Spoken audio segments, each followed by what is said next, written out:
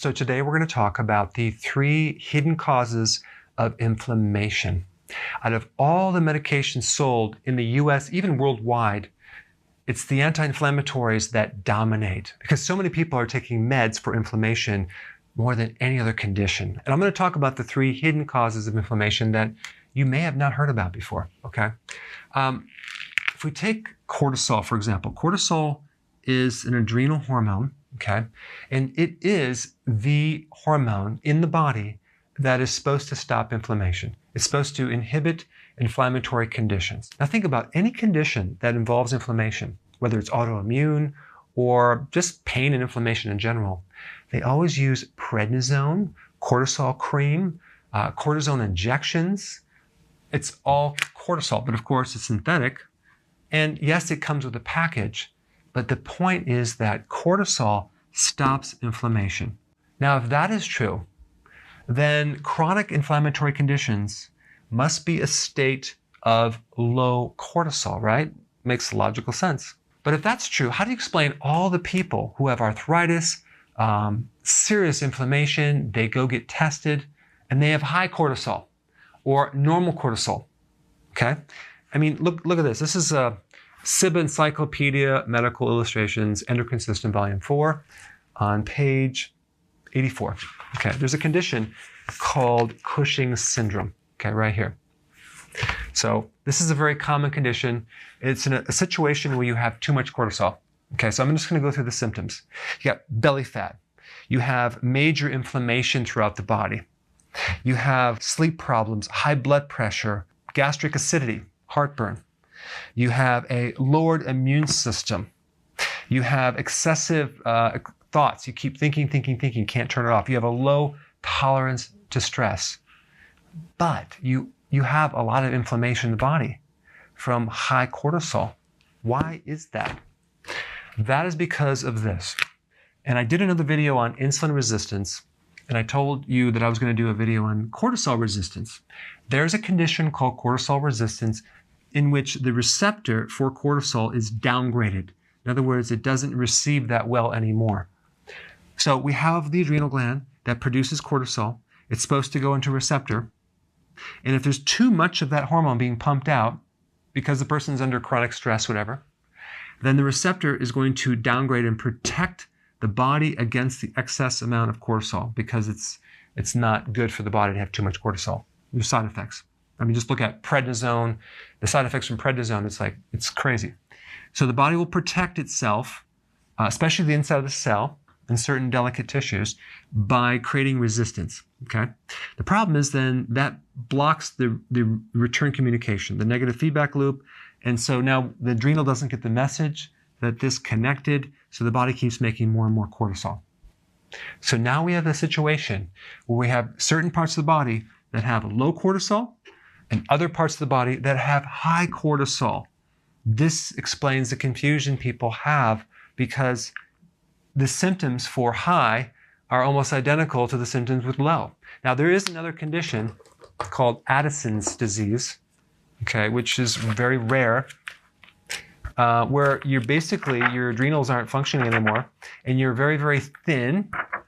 Your skin becomes tan or darker, but you have very serious, serious immune problems, okay? But the point is that when you have too much cortisol, it can produce a state where you get a lot of chronic inflammation. Why? Because you develop the resistance, okay? Resistance in the cell. Now, what I want to talk about is what causes this cortisol resistance. It's chronic stress, okay? And I want to increase your awareness on what that means.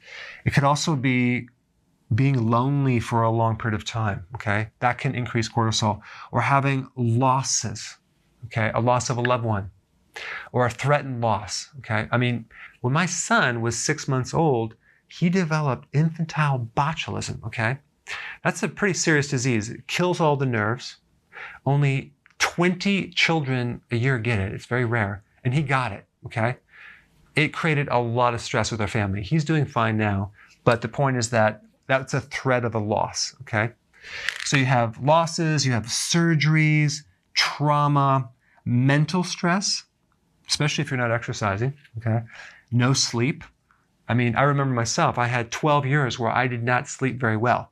There was nights I didn't even sleep for 1 minute. I stayed up all night long. So that actually really wore out my adrenals. In fact, that's why I'm doing this video right now, because I had this condition. The point is that there are all these triggers that can happen, and a lot of people have chronic stress, and that creates this problem right here.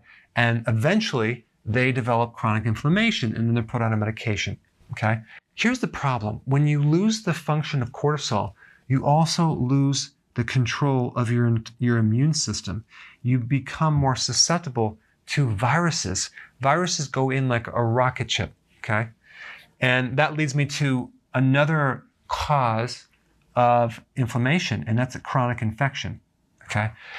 So now chronic infection could also come from taking a lot of antibiotics.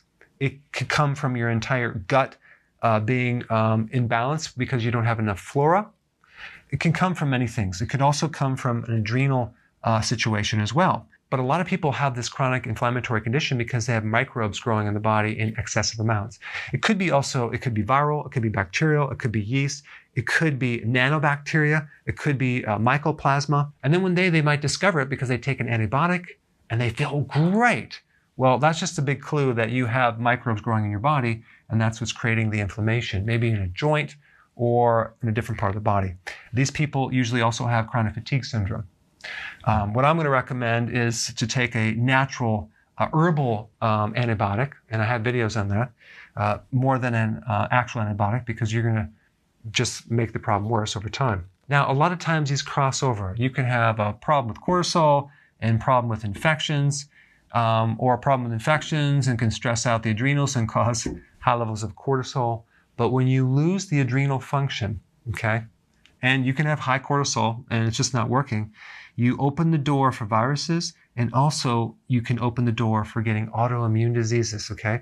It's nearly always related to some stress event that comes right before that autoimmune condition. Okay, so now that you're tracking with that, let's talk about the third cause of inflammation, which is basically insulin resistance.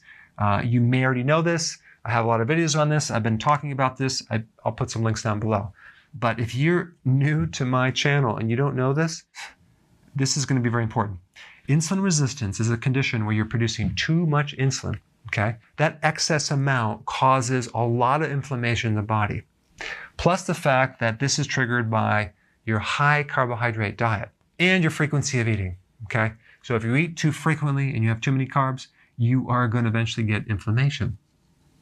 So what you need to do is get on the program to reduce your carbs and do intermittent fasting. There's a link down below for that. But if I had chronic inflammation, okay, I would be on a healthy keto plan. I would do intermittent fasting. That's going to bring it right down. I would probably, if I had any possible infection going on, I would take an herbal antibiotic, some natural ones like garlic, on a regular basis. And I would do everything I can to get out of my stress situation, okay, improve the stress.